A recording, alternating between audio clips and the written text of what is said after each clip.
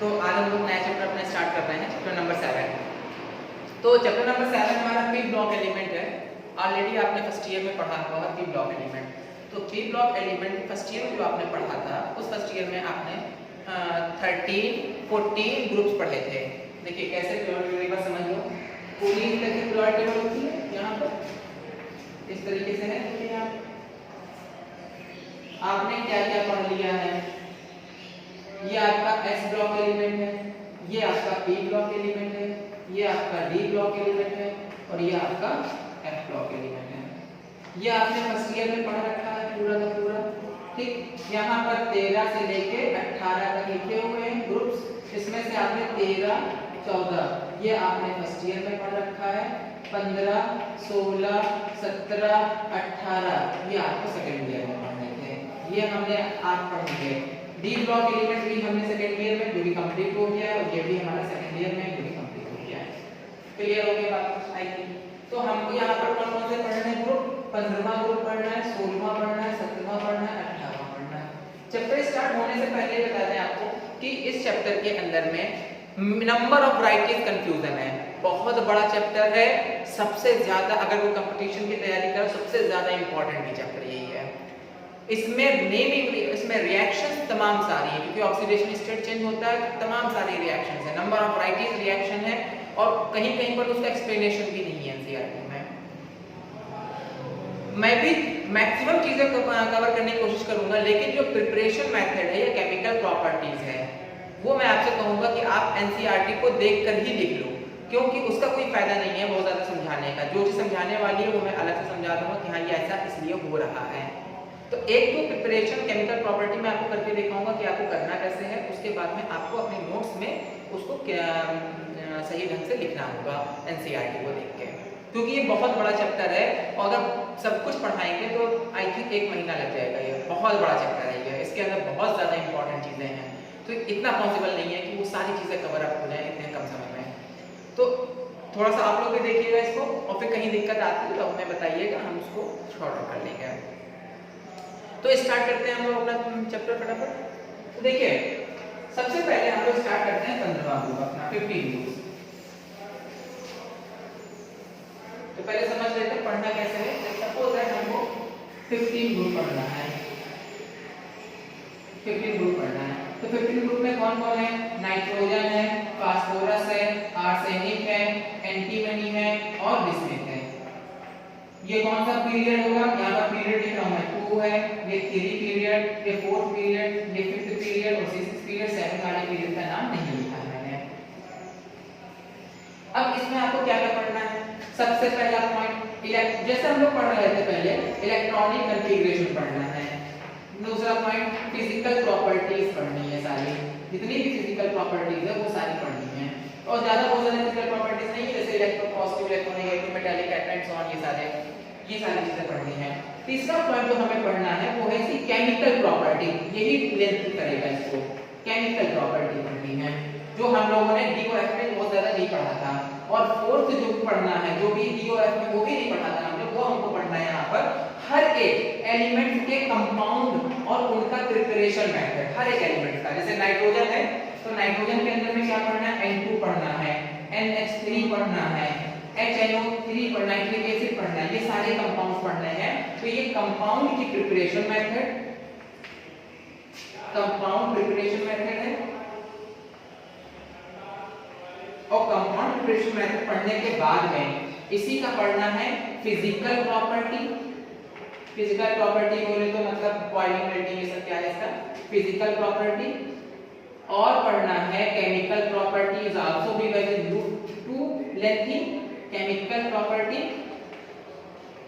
और यूजेस, ये सारी चीजें। यानी कि हर एक में आएगा, 15 में भी आएगा, 16 में भी आएगा, 17 में भी आएगा और 18 में भी आएगा, सब में आएगा। इस वजह से ये बहुत लेंथी हो जाएगा चैप्टर, क्योंकि हमको हर एक चीज में इतनी सारी चीजें पढ़नी है। तो सबसे पहला पॉइंट, किससे एनसीईआरटी को प्रेफर करना। एनसीईआरटी अगर आप रेफरेंस में जाओगे तो रेफरेंस में आप नोट्स बनाते रह जाओगे, बहुत बड़े नोट्स बनेंगे। सिर्फ एनसीईआरटी को प्रेफर करना, एनसीईआरटी से ही देख के लिखिएगा आप। जो मैं समझा रहा हूँ वो आप लिखोगे, जो मैं कह रहा हूँ उसको एनसीईआरटी से ही देख के आप लिखोगे। तो स्टार्ट करेंगे हम लोग। तो सबसे पहला है इलेक्ट्रॉनिक कॉन्फ़िगरेशन। तो देखिए इनके नाम आपको याद करने हैं। सबसे पहले तो ये है नाइट्रोजन, ये है फास्फोरस, ये है आर्सेनिक, ये है एंटीमनी, स्पेलिंग देख लेना, और ये है बिस्मथ। क्लियर? ये 15 ग्रुप के हैं, इसलिए हमको 16 ग्रुप भी पढ़ना है। तो 16 ग्रुप में हमारा ऑक्सीजन, ये नाइट्रोजन फैमिली, इसको हम जब भी नाम लेंगे तो इसको कहेंगे नाइट्रोजन फैमिली। नाइट्रोजन फैमिली में 5 ग्रुप्स हैं, nitrogen, phosphorus, arsenic, antimony, bismuth. Clear हो गई? अब क्या आपको वही मैंने बताया ना, इसकी प्रॉपर्टीज पढ़नी है। तो क्या क्या प्रॉपर्टीज है इसकी? तो प्रॉपर्टीज, पहला इलेक्ट्रॉनिक कॉन्फ़िगरेशन क्या होगा? इलेक्ट्रॉनिक कॉन्फ़िगरेशन तो देखिए nitrogen, phosphorus, arsenic, antimony, bismuth. अब आप कहोगे कि इसका एटॉमिक नंबर याद करना पड़ेगा, तो इसका नहीं याद करना पड़ेगा, एक का याद कर लो। जैसे नाइट्रोजन का है तो नाइट्रोजन का एटॉमिक नंबर कितना होगा? 7। कॉन्फ़िगरेशन करोगे 1s2, 2s2 और 2p3, 3 2 5 6 7। ये हमारी कौन सी है? बैलेंसेशन। तो क्योंकि हम लोग ऊपर से नीचे जा रहे हैं तो एटॉमिक नंबर बढ़ेगा, एटॉमिक नंबर बढ़ेगा तो उसका नंबर ऑफ कॉन्फ़िगरेशन लेंथी हो जाएगा, और जब लेंथी होगा कॉन्फ़िगरेशन तो कोई फायदा नहीं उसका। तो कॉन्फ़िगरेशन लेंथी होगा कोई फायदा नहीं है उसका। तो हमको केवल बैलेंसेशन का कॉन्फ़िगरेशन लिखना है। तो यहाँ देखिए अगर हमने ये कॉन्फ़िगरेशन लिखा है तो बैलेंसेशन हमारी S2 और P3 है, P वाला हटा दो, तो हमारे पास क्या बचा? केवल एक बचा, NS2 NP3। अब देखिए ये हमारा पीरियड लिखा हुआ है, ये पीरियड लिखा हुआ ये। तो पीरियड जब हम ऊपर से नीचे की तरफ में जाते हैं तो पीरियड में नंबर ऑफ क्लास देखो बढ़ते जाते हैं। तो यहाँ पर 2 लिखा हुआ तो यहाँ क्या हो जाएगा? 3s2 3p3 हो जाएगा। फोर्थ वाले में लिखेंगे तो 4s2 4p3 हो जाएगा। अच्छा ये 2 ही क्यों आया? क्योंकि हम दूसरे पीरियड का लिख रहे हैं ना।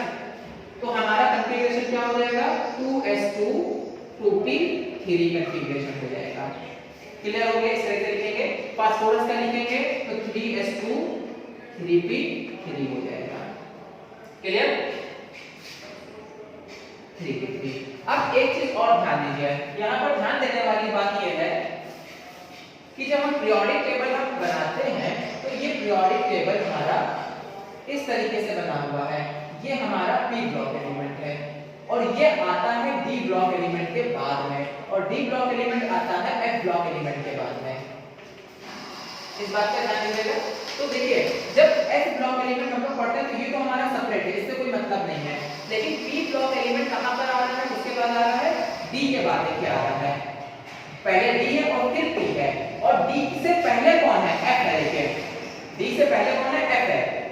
क्लियर? समझ में आ रहा है? तो जब हम लोग p ब्लॉक एलिमेंट का कॉन्फ़िगरेशन लिखते हैं तो जैसे जैसे ऊपर से नीचे की साइड में आते हैं, यानी कि ये तीसरा पीरियड होगा, ये चौथा, ये पांचवा, छठा, सातवां ऐसे होगा, तो यहाँ जो एलिमेंट्स लिखे हुए हैं उनके अंदर में d का कैरेक्टर आता है, d के ऑर्बिटल्स आ जाते हैं उसके अंदर में, और d ऑर्बिटल्स आने की वजह से उनका जो प्रॉपर्टी होती है, यानी जो उसका ऑक्सीडेशन स्टेट होता है, वो हमारा वेरिएशन यानी कि d की प्रॉपर्टीज की तरह से शो करता है।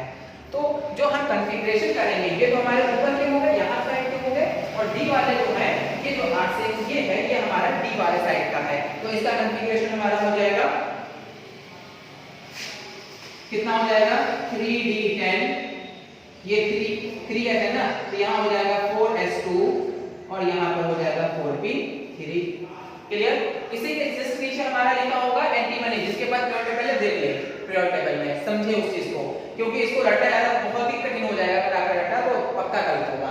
अब देखिए आर्सेनिक के नीचे एंटीमनी है, तो एंटीमनी यहाँ पर हो जाएगा 4d10 5s2 and 5p3। Clear? और बिस्मथ जो आएगा यहाँ पर है, बिस्मथ यहाँ, यानी कि जो f ब्लॉक एलिमेंट यहाँ अगर हम रखेंगे तो बिस्मथ उसकी लाइन में जाएगा, तो बिस्मथ में f कैरेक्टर भी आ जाएगा। तो f कैरेक्टर 4 का एक और माइनस करो 3f, f में होता है 14, 4 का हो जाएगा 1 मिनट। यहाँ पर अगर यहाँ पर करोगे तो क्या हो जाएगा 5d10, तो f कैरेक्टर भी आ गया, तो f कैरेक्टर हो गया 4f 14। 4f14 5d10 6s2 और 6p3। आई थिंक क्लियर हुआ होगा कॉन्फ़िगरेशन। तो ओवरऑल हमने क्या देखा, ओवरऑल देखा कि जो इलेक्ट्रॉनिक कॉन्फ़िगरेशन, जनरल इलेक्ट्रॉनिक जो कॉन्फ़िगरेशन है वो हमारा है कुछ इस तरह का।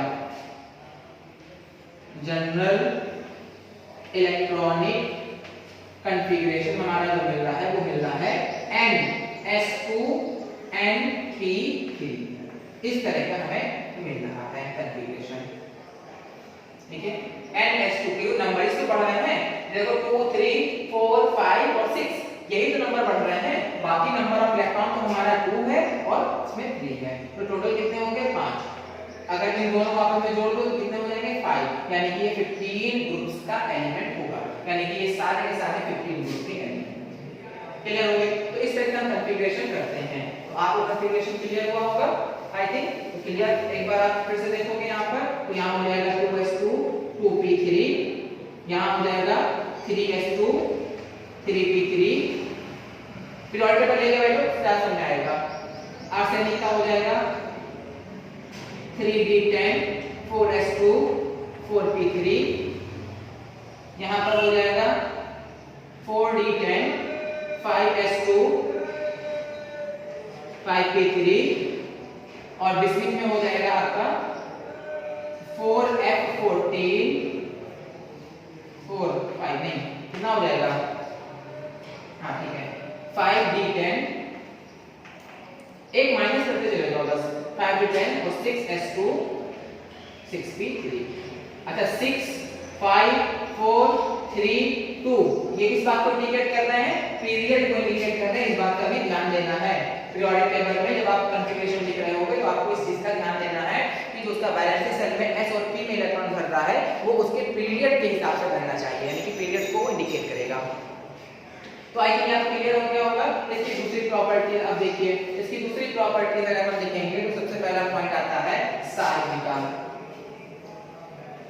हाँ साइज का रहेगा, साइज साइज का मतलब क्या है यहाँ पर, एटॉमिक साइज। रेडियाई वैसे इसी के अंदर में है, अलग अलग क्वेश्चन पूछे जाते हैं। Atomic size, atomic radii, ionic radii so on, जो भी आपसे पूछा जाए। तो एटॉमिक सबसे पहले आता है बात साइज का। तो साइज में जब हम अब देखिए ये पीरियोडिक टेबल में ये जो हमने फैमिली लिखी है, ये फैमिली हमारी अप टू डाउन लिखी है, इस तरीके से लिखी है। देखो अप टू डाउन लिखी है, अप टू डाउन। जबकि हम डी ब्लॉक में पढ़ रहे थे तो लेफ्ट टू राइट पढ़ रहे थे, हम लोग ऐसे ऐसे पढ़ रहे थे, ऐसे ऐसे पढ़ रहे थे। एफ भी हमने ऐसे ऐसे पढ़ा था, यानी कि इस तरीके से पढ़ा था। एफ भी हमने इस तरीके से पढ़ा था। अब हम कैसे पढ़ रहे हैं, B block element up to down पढ़ रहे हैं। तो हमारा ये अप टू डाउन है, ये अप है और ये डाउन ग्रुप है। यानी कि प्रॉपर्टी जो हमें पढ़नी होगी वो कैसे पढ़नी होगी, अप टू डाउन प्रॉपर्टी पढ़नी होगी। तो अप टू डाउन प्रॉपर्टी अगर हम देखें तो जब हम पीरियोडिक टेबल में नाइट्रोजन से लेकर बिस्मिथ तक जाते हैं तो उसका एटॉमिक साइज जो होता है वो बढ़ता है, एटॉमिक साइज हमारा इंक्रीज कर जाता है। तब अप टू डाउन जाने पर, तो अप टू डाउन जाने पर एटॉमिक साइज इंक्रीज करता है। एटॉमिक साइज इंक्रीज करता है तो उसकी बहुत सारी प्रॉपर्टी में डिफरेंस आता है। तो देखा ये गया है कि हमारा जो नाइट्रोजन है, फर्स्ट नाइट्रोजन से बड़ा फास्फोरस है, उसके बाद में आर्सेनिक है, और आर्सेनिक और एंटीमनी का एक ही जैसा साइज होता है, एंटीमनी का, और उससे बड़ा होता है बिस्मिथ का साइज। तो ये आपको इतना बहुत ज्यादा इंपॉर्टेंट नहीं है, लेकिन मतलब याद रखना है कि इसमें कभी-कभी ये पूछा जाता है कि इनमें से किसका साइज इक्वल होता है, तो आप कह दोगे आर्सेनिक और एंटीमनी का साइज इक्वल लगभग होता है। लेकिन जब इसका आयनिक कंडीशन लिखेंगे तो आपको कुछ अलग ही देखने को मिलेगा। तो अब नॉन ठीक हो गया था। दूसरी बात आती है इनके आयनिक साइज की बात कर लें अगर हम, आयनिक साइज की। तो देखिए आयनिक साइज पढ़ने से पहले हम मेटल की बात कर लें कि मेटालिक प्रॉपर्टीज क्या है।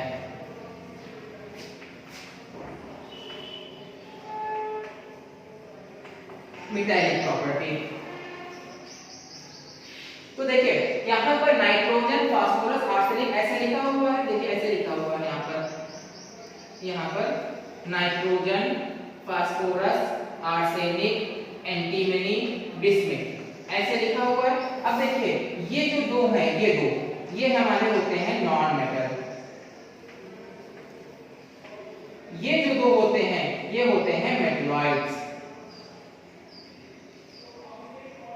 और ये जो होता है ये होता है मेटल। अच्छा, ये दो मेटलॉइड क्यों है? अब देखो उसका रीजन यहाँ पर लिखा हुआ है। देखो इसके अंदर में डी कैरेक्टर आ गया है, और डी कैरेक्टर अगर आया है इसका मतलब कि उसके अंदर में मेटालिक प्रॉपर्टीज होगी। और बिस्मिथ पूरा तरीके से मेटल हो चुका है, इसका मतलब इसके अंदर एफ और डी दोनों कैरेक्टर आ चुके हैं, यानी कि पूरी तरह से मेटल हो चुका है। तो अब ध्यान दीजिएगा, नाइट्रोजन फास्फोरस अगर है तो नॉन मेटल है, और नॉन मेटल हमेशा नेगेटिव चार्ज रखते हैं, और जो नॉन मेटलॉइड और मेटल है वो जो मेटल्स है वो हमारा पॉजिटिव चार्ज रखता है। तो उसी के हिसाब से हम इसका कॉन्फ़िगरेशन करेंगे। तो देखिए क्या कॉन्फ़िगरेशन आता है इसका। अगर नाइट्रोजन है तो N3- आएगा, फास्फोरस है तो P3- आएगा, आर्सेनिक है तो AS3- आएगा, जबकि Sb जो है बिस्मिथ है वो एंटीमनी जो है वो हमारा 3+ आएगा, और बिस्मिथ जो है वो हमारा 3+ आएगा। ऐसा क्यों होता है उसके पीछे का रीजन है, क्योंकि हमने जब कॉन्फ़िगरेशन कर रहे हैं तो कॉन्फ़िगरेशन में आप ये देख रहे हो, सपोज दैट नाइट्रोजन का कॉन्फ़िगरेशन कर रहे हैं हम, तो आपको मिला था यहाँ पर 2s2 2p3 2p3। अब ऐसे का अगर हम ऑर्बिटल बनाएंगे तो आपको मिलेगा एक डब्बे में 2 इलेक्ट्रॉन भर दिया मैंने, और p में ऑर्बिटल जब बनाएंगे तो आपको इस तरीके से इलेक्ट्रॉन दिखना है। अब 3 अनपेयर्ड इलेक्ट्रॉन देखिए यहाँ पर है, या तो ये अपने ऑक्टेट रूल फॉलो करने के लिए या तो ये इलेक्ट्रॉन को कहीं से अपना जो है जुगाड़ करके कहीं से लेके आए, इलेक्ट्रॉन को फुलफिल कराए, या तो तीनों इलेक्ट्रॉन निकाल के बाहर कर दे। इसके पास दोनों पॉसिबिलिटी है, या तो ये कहीं से जुगाड़ करके लेके आए 3 इलेक्ट्रॉन को जुगाड़ करके लेके आएगा, तो यहाँ पर कितना हो जाएगा 3- आ जाएगा, तो इसी वजह से 3- आ रहा है। या फिर ये इलेक्ट्रॉन दे दे अपना, अगर इलेक्ट्रॉन इसने दे दिया तो ये क्या हो जाएगा प्लस में आ जाएगा, 3+ में, क्योंकि पिछला देखो इलेक्ट्रॉन भरा हुआ है फुलफिल है। अब आपको ये मालूम है, अब देखिए यहाँ पर मेटल्स नॉन मेटल्स, ये देखिए ये तो नॉन मेटल्स हैं, और नॉन मेटल्स को कभी इलेक्ट्रॉन अपने नहीं देंगे। आर्सेनिक एंटीमनी, ऊपर अप डाउन जाने पर आर्सेनिक में मेटालिक प्रॉपर्टी थोड़ी कम है, लेकिन है मेटलॉइड हो, मेटालिक प्रॉपर्टी कम है, इसलिए आर्सेनिक ने भी कहा कि हम भी इलेक्ट्रॉन अपना नहीं देंगे। लेकिन बिस्मिथ में मेटालिक प्रॉपर्टी इंक्रीज कर गई, क्योंकि अप डाउन जा रहा है ना, तो ये सीक्वेंस है। सीक्वेंस में इस बिस्मिथ एंटीमनी, आर्सेनिक के बाद में एंटीमनी आता है, तो एंटीमनी की मेटालिक प्रॉपर्टी इंक्रीज कर गई, इस वजह से उसने क्या किया इलेक्ट्रॉनों को दे दिया सारा। और बिस्मिथ तो मेटल है ही है, तो वो तो इलेक्ट्रॉन वैसे भी देगा, तो बिस्मिथ में तो हमने ओवरऑल क्या देखा, ओवरऑल हमने ये देखा कि जब हम अप टू डाउन जाते हैं, यहाँ लिख दे रहे हैं,